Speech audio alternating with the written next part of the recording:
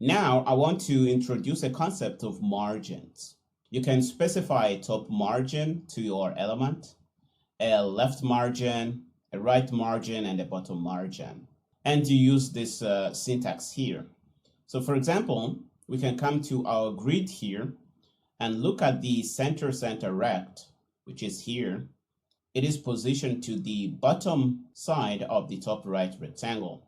So for example, if we wanted to add the margin to the top of it, we could say anchors top margin and say, for example, 10. Why not? If we run it, you see that it moves down by 10 on the top side here. Okay, one thing I want you to see is that if you don't have an anchor property on that anchor line, it is not going to be possible to set the margin. Our margin here worked because we had a top anchor set. Okay, let's try to do a right margin. What we want is to add the margin to the right here, but notice that we don't have a right anchor, so it's not going to work. But let's try it so that you can see that. So let's say anchors right margin and say 10 as usual. Run the application. You see that our margin is not being applied. And this is a source of confusion for many students. So I am going to note that here to have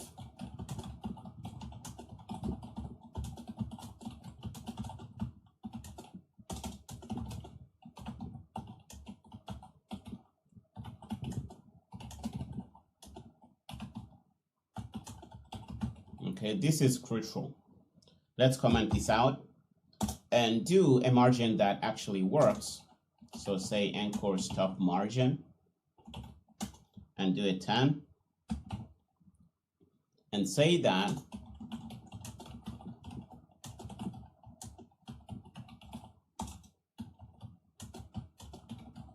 top margin set. Okay, I want this to be clear to you. Let's run again.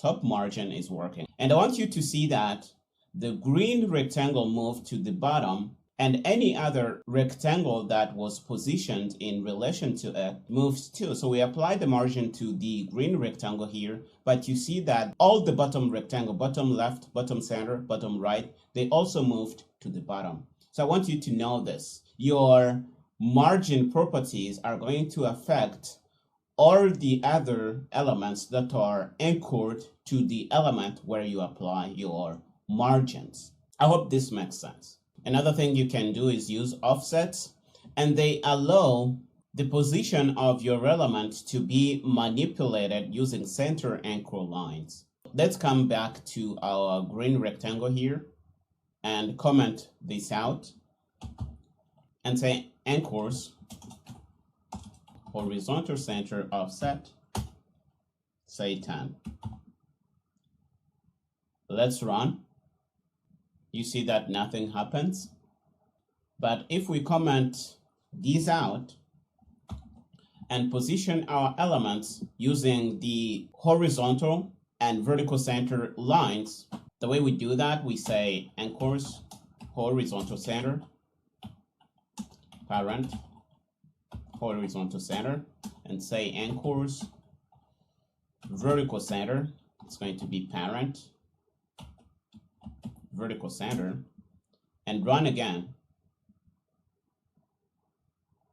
Okay, you see that this works. This is the same as for anchor properties. We try to set an anchor for horizontal center offset, but we didn't have an anchor to the horizontal center and it didn't work. I really want you to understand this because this is critical. You can see that if you don't pay attention, you can see your elements not working as you wish and not know the reason. This is the reason. To set a margin or an offset and have it work, you have to have an anchor property on that line where you are trying to set a margin or an offset. Okay, so the offset property also can work in vertical direction. We can say anchors vertical center offset and do a 10, and it's going to work. Okay, it's going to go to the bottom a little bit. This is what I mean. Okay, it moved to the right and pushed the blue rectangle here.